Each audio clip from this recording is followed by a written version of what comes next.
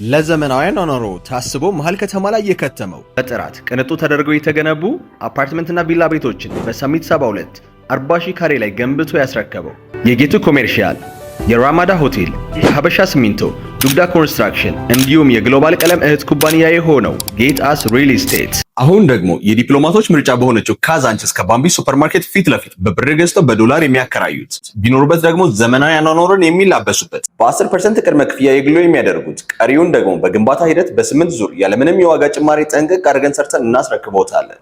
በልዩ ዲዛይን የሚገነቡትን በባለ 2 እና በባለ 3 መኝታ ቤቶች ከ115 ካሬ እስከ 159 ካሬ፣ ባለ 2 መኝታ 115 ካሬ በ11.7 ሚሊዮን ብር ሙሉ ክፍያ፣ ባለ 3 መኝታ 137 ካሬ በ14.4 ሚሊዮን ብር ሙሉ ክፍያ። ለበለጠ መረጃና ሳይት ለመጎብኘት ስክሪኑ ላይ ባለው ስልክ ይደውሉልን።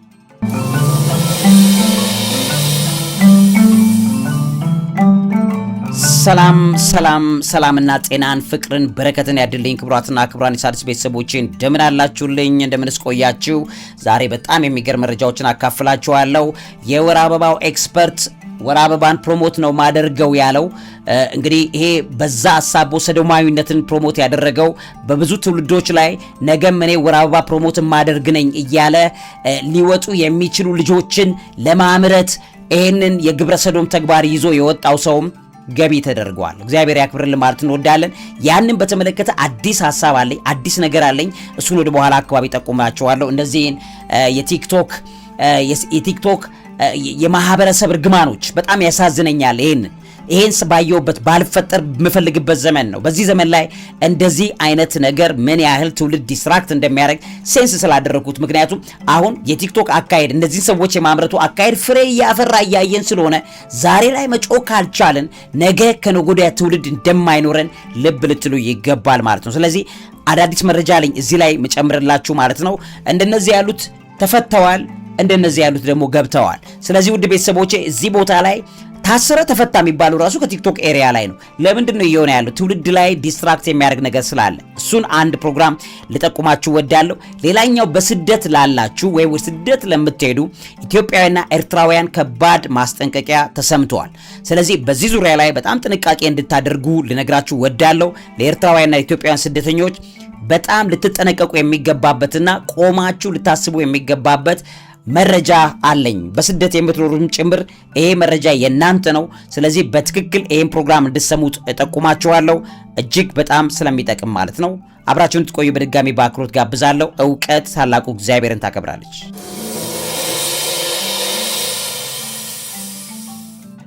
እንግዲህ ስደተኞችን በተመለከተ እየወጡ ያሉ መረጃዎች አሉ። ኢትዮጵያንና የኤርትራ ስደተኞችን በተመለከተ ማለት ነው። እንግዲህ ይሄንን የዘጋርዲያንን ዜና ስትምሙት የጋርዲያን ዜና ነው ባወጣው ባጋለጸው መሰረት ለኢትዮጵያውያንና ለኤርትራውያን ስደተኞች ጥሩ ዜና አይደለም እየተሰማ ያለው። በጣም የሴፈስት ኤሪያ ለስደተኞች እንደገናም ደግሞ እንደ ሄቨን የሆነች ሀገር ናት ኡጋንዳ እንደምታውቁት ማለት ነው። እኔ ኡጋንዳን በጣም በብዙ መልኩ ማቃት ሀገር ናት። እንደገናም ደግሞ በጣም በብዙ መልኩ ለስራ መላለሳለሁ። በኡጋንዳ ውስጥ እንግዲህ በጣም በርካታ ኢትዮጵያውያንና ኤርትራውያን ስደተኞች ሶማሊያውያንም ጭምር ሰፈር አላቸው። ባይዝዌይ በጣም የሚታወቁ ሰፈሮች አሉ። እነዚህ ሰፈሮች ላይ ሌላው ማህበረሰብ እየለቀቀ እየወጣ ነው። ኢቭን ኡጋንዳውያን በራሳቸው እነዚህ ሰፈሮች እየለቀቁ እየወጡ ይገኛሉ ማለት ነው። ሶ አብዛኛዎቹ አሁን የኡጋንዳ ፖለቲከኞች ሁሉ ሳይቀር በኢትዮጵያውያንና በኤርትራውያን እንዲሁም በሶማሊያውያን ስደተኞች ላይ ጠንካራ አቋም መኖር አለበት የሚለው ነገር እየተወተወተ ባለበት በዚህ ሰዓት ላይ ኡጋንዳ በጣም አደገኛ ዜና አሰምታለች ለስደተኞች ማለት ነው። በግልጽ ከኢትዮጵያ ከኤርትራና ከሶማሊያ ለሚመጡ ስደተኞች ከዚህ በኋላ አልቀበልም የሚለውን ነገር ይፋ አድርጋለች። ስደተኛ አልቀበልም ብላለች ኡጋንዳ። በጣም አስደንጋጭ ዜና ነው በነገራችን ላይ። ምክንያቱም ኡጋንዳ ሴፍ ሄቨን ናት ለስደተኞች ማለት ነው። ለኢትዮጵያም ለኤርትራም ስደተኞች በጣም ሴፍ ሄቨን ናት። በኡጋንዳ ውስጥ እንግዲህ ኢትዮጵያውያንና ኤርትራውያን ስደተኞችን ተመልክቶ እየተነገረ ያለው ነገር ኢቭን ኡጋንዳውያን በራሳቸው ኔጌቲቭንም መልካሙንም ነገር ነው የሚያወሩት። እዛ ያታችሁ ሲሰሙ በጎንም በጎ ያሉንም ዜና አብረው አያይዘው ይነግሯቸዋል ማለት ነው። እና ይሄን በተመለከተ ስታዩ ያለው ነገር ሀገርን ከማትረፍ የሚሻል ነገር እንደሌለ ታያላችሁ ማለት ነው። ሀገርን አትርፎ ስደተኝነትን ቀንሶ በሀገር ውስጥ ስራዎች ሰርቶ ሰው ሊለወጥ ሲገባ በተለያየ ዓለማት ሁሉ ስደተኛን በተመለከተ የኢትዮጵያና የኤርትራ የሶማሊያ ስደተኛን በተመለከተ የመከራ ዜናዎች ነው የተሰሙ ያሉት። ውድ ቤተሰቦች እንዴት መዘናጋት ሰው እንዴት እንደሚዘናጋ አላቅም። ውጭ ሀገር እየኖረ ኢትዮጵያ ላይ የሚደረገው ነገር ላይ በተቻለ መጠን ሰላም ለማምጣት ከመስራት ይልቅ ዲስትራክሽን እና ውድመት እንደገናም ደግሞ በከፍተኛ ደረጃ ስፖንሰር እየተደረገ እርስ በርስ ጦርነት፣ ግጭት፣ መከራ ውስጥ እንድንገባ አብዛኛዎቹ ተቃዋሚ ፓርቲዎች ወይም ደግሞ የፖለቲካል ኤሊትስ ያሉት የኢትዮጵያ ፖለቲካ ኤሊቶች ያሉት የት ነው ብላችሁ ብትጠይቁ ግልጽና ግልጽ ነው፣ በውጭ ሀገር ነው ያሉት። ነገር ግን ኢትዮጵያውያን እዚህ ተበጥብጠው ስደት እንዲመጣ በማድረግ የሚሰሩ አካላት አሁን ዓለማት በጠቅላላ ሰርችቷቸዋል፣ ደክመዋቸዋል። ስደተኞችን በተመለከተ ውድ ቤተሰቦች በጣም ዓለም ደክመዋታል። ስለዚህ ሰው ሊሰማ የሚገባው ነገር በውስጡ ያለውን ችግሩን እንዴት እንደሚፈታ ነው መስማት ያለበት። ኢትዮጵያና ኤርትራውያን በተለያየ ዓለማት ላይ ስደተኝነትን አንቀበልም ተብለው በሊስት ላይ የተቀመጡ ያሉ ሀገራት እንደሆነ መታወቅ መቻል አለበት። የኡጋንዳ በጣም ሴፍ ሄቨን የሆነች ለኢትዮጵያና ኤርትራውያን ስደተኞች በጣም ምቹ የሆነች ሀገር ዛሬ ላይ ስደተኛ አልቀበልም ብላለች። ኡጋንዳ ስቶፕስ ግራንቲንግ ሪፉጂ ስታተስ ፎር ኤሪትሪያንስ፣ ሶማሊያንስ ኤንድ ኢትዮጵያንስ። ይህም በተመለከተ ገቨርንመንት ዋንስ ሲን ኤ ፕሮግሬሲቭ ኦን ማይግሬሽን ሴይ ኤid kit to blame for excluding countries not experiencing war.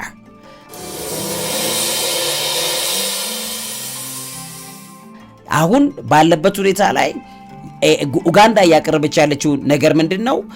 አብዛኛዎቹ የኢትዮጵያ የኤርትራና የሶማሌ ስደተኞች በኡጋንዳ ውስጥ እንዲቀመጡ የተደረገበት ዋነኛው ነገር በሀገራቱ ላይ ጦርነት፣ ግጭቶች አሉ በሚል ነው።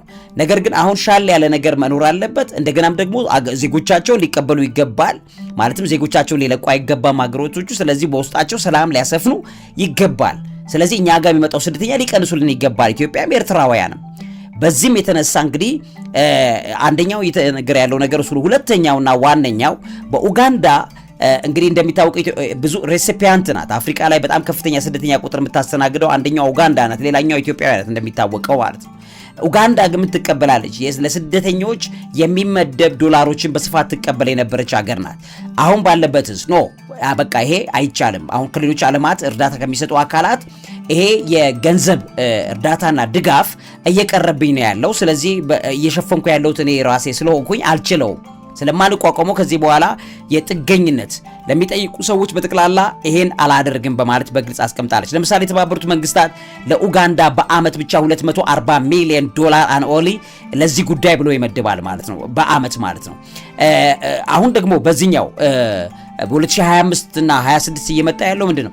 ከ240 ሚሊዮን ዩናይትድ ኔሽንስ ባንዴ ፈጥፍጦት 18 ሚሊዮን ዶላር ነው እየመደበ ያለው። ኡጋንዳ ምንድነው የምትለው? አቅም የለኝም፣ እነዚህን አካላት ለማስተናገድ ምንም አይነት አቅም የለኝም። ስለዚህ ላደርገው የሚገባኝ ነገር መቀነስ ነው። ስለዚህ ከዚህ በኋላ የኢትዮጵያ፣ ኤርትራ እና የሶማሊያ ስደተኛን አልቀበልም የሚለው ነገር ግልጽ አድርገዋል። የኡጋንዳ ሚኒስተር ፎር ሪፉጂ የስደተኞች ሚኒስትር ሂለሪ ኦኔክ ይባላሉ እና ሲናገሩ ይሄን ተመልክቶ ሲያመጡ ይሄንን government would no longer grant the status to new arrivals from ከተጠቀሱት አገራት ምንም አይነት ስደተኛ አንቀበልም የሚለውን ነገር በማስጠንቀቂያ ደረጃ አውጥተዋል ማለት ነው። ስለዚህ በስደት ወደ ሌላ አገር ላይ መሄድ ለምትፈልጉ ኡጋንዳም ሌሎች ቦታ ለመሄድ ለምትፈልጉ ሀገራችሁን ብታተርፉ ይሻላል። ኢትዮጵያንም ኤርትራንም ብታተርፉ ይሻላል። ኢትዮጵያና ኤርትራውያን ከምትባሉ አንድ ላይ ሆናችሁ ሰርታችሁ እናንተ ስደተኛ መቀበል ብትችሉ ነው የሚመረጠው። ምክንያቱም ዓለም ሰርችቶታል ስደተኛን በተመለከተ ያለው ነገር ማለት ነው። ይሄን ልብ ልትሉ ይገባል። ለምሳሌ ሌላ በጣም የሚገርም የሚያሳዝን ሌላ ከተሰማባቸው ሀገራት መካከል አንዷ እስራኤል ናት። እስራኤል አሁን ያወጣችው በጣም አሳዛኝ ነው። በተለይ ለኤርትራውያን ስደተኞች እዚህ ጋር እንደተቀመጠው አሁን በ2025 እንደምታዩት ኤሪትሪያን ሪፉጂስ ኢን እስራኤል ፌስ an uncertain future እርግጠኛ የማይኮን መጪ ጊዜ ነው እየመጣ ያለው በ2025።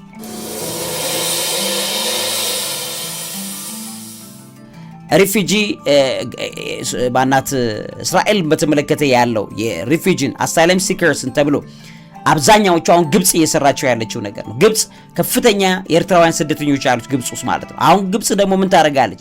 ለኢሳያስ አፈወርቂ ጦር ግብአት እንዲሆኑ በሚል አብዛኛው የኤርትራውያን ስደተኞችን እያፈነች እያሰረች መልሳ ለኢሳያስ አፈወርቂ አሳልፋ እየሰጠች ነው ግብጽ ያለችው ማለት ነው። ይሄ በመሆኑ የተነሳ እየሸሹ ኤርትራውያን ወደ እስራኤል ነው የሚገቡት ማለት ነው። እና ይሄን በተመለከተ እንደውም ሀበሻ ይዞት በወጣው መረጃ ላይ ምን ይላል? እስራኤል 50 ሺህ ያክል ዶክመንት የሌላቸው የውጭ ሀገር ዜጎች ሀገሬ ውስጥ ይገኛሉ የሚል ክስ እንዳቀረበችና የእስራኤል ማዕከላዊ ስታቲስቲክስ ቢሮ ዛሬ ይፋ ባወጣው መረጃ ላይ እስራኤል ዶክመንት የሌላቸው ውጭ ዜጎችን 49200 መሆኑን ጨምረው እንዳሳወቁና እዚህ ላይ እንግዲህ በግብጽ ድንበር ይላል እዚህ ጋር ሲናገር መረጃው ላይ በግብጽ ድንበር አድርገው ወደ እስራኤል የገቡት የውጭ አገር ዜጎች መካከል ትልቁን ቁጥር የሚይዙት ኤርትራውያን መሆናቸውን መረጃው ይጠቅሳል። 77% ከኤርትራ እንዲሁም 11% ከሱዳን የመጡ ናቸው በሚል መረጃው እንዳሳየ ይታወቃል። ኢትዮጵያውያንም ከፍተኛ ቁጥር ያላቸው ስደተኞች በዛ እንዳሉና ይሄን ያክል ስደተኞች አሉ። ስለዚህ ሃይ ሊባል ይገባል የሚለው ነገር እስራኤል እየተናገረች ያለችበት ጊዜ ነው። የተለያዩ ዓለማት በጠቅላላ ስደተኞችን በተመለከተ የኢትዮጵያና ኤርትራ ስደተኞችን በተመለከተ አደገኛ ማስጠንቀቂያዎች ነው እየነገሩ ያሉት። ይሄን በተመለከተ ለምሳሌ እዚህ ጋር የምታዩት መረጃ ሪፕሬሲቭ ሬጂም እንዳለ የኤርትራ እንደሚታወቀው ያላት መንግስት ለስደተኞች ከፍተኛውን አስተዋጽኦ የሚያደርግ መሆኑ ሌሎችንም ነገሮች ሊሚትድ አሳይለም፣ ፖለቲካል ቴንሽን፣ ሌጋል ባትል፣ ኢንተርናሽናል ኮንሰርን እነዚህ በጣም ታዋቂ የሆኑ እንትኖች ናቸው።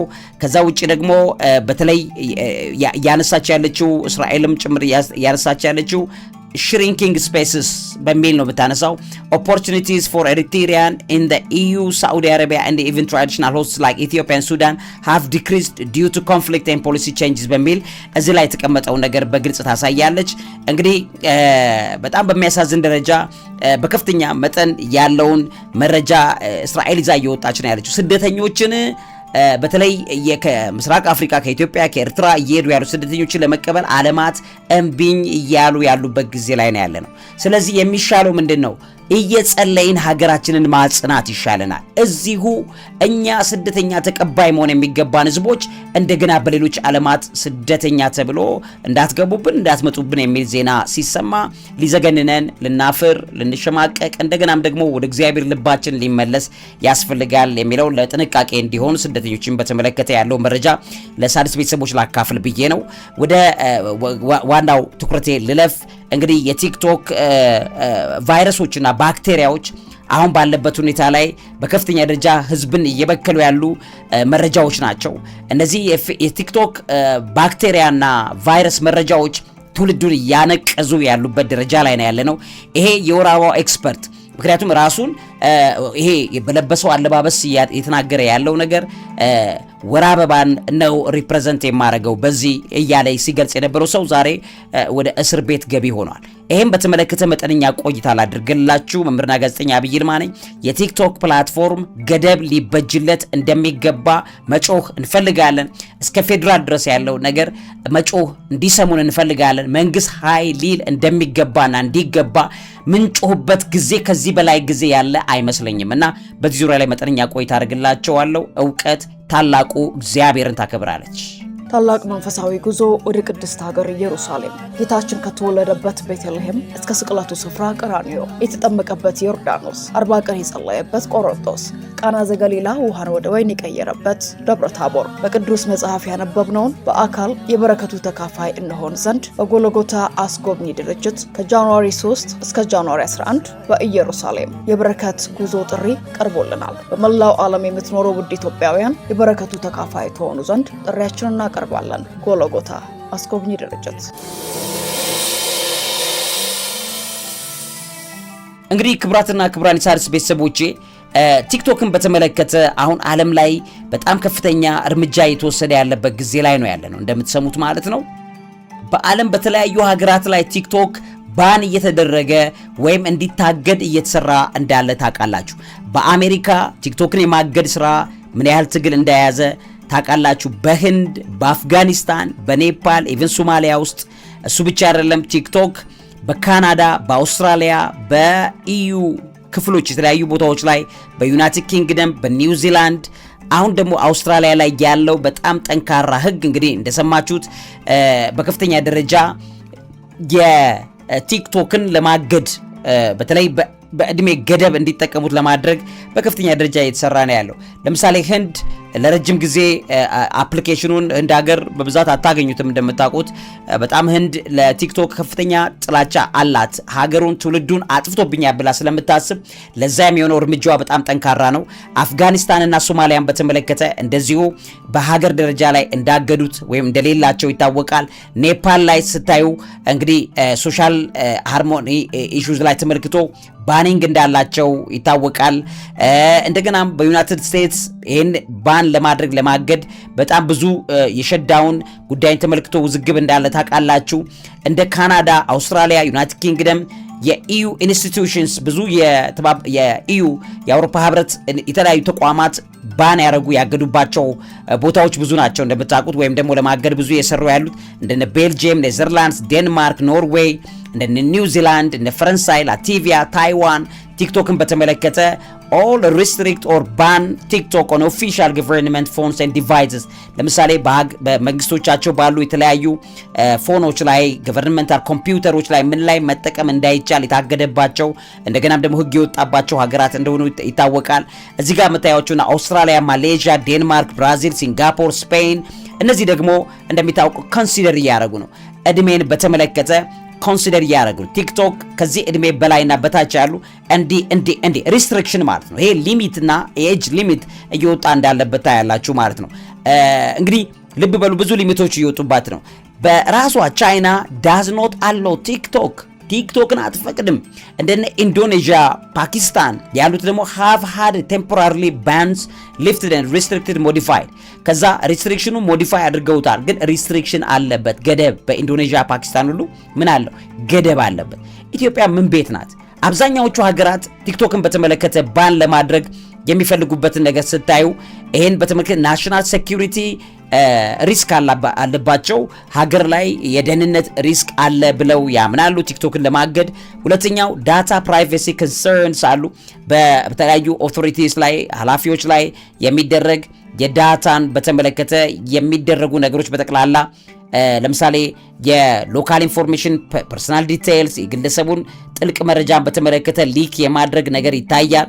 እንደገና ደግሞ unclear how this information is used እነዚህ መረጃዎች በድም ጥቅም እንደሚደርሱ አናቅም የሚል የሀገራት መንግስታት ያለባቸውን ስጋት ይገልጻሉ።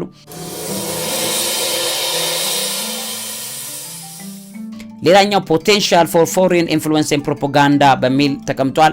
የቻይና መንግስት አሳልፎ የየሀገራቱን አይደንቲቲ ኳሊቲና ማንነት ሰብዕና አሳልፎ ለሌሎች ሰዎች የሚሰጥ አልጎሪዝም ነው የሚጠቀመው።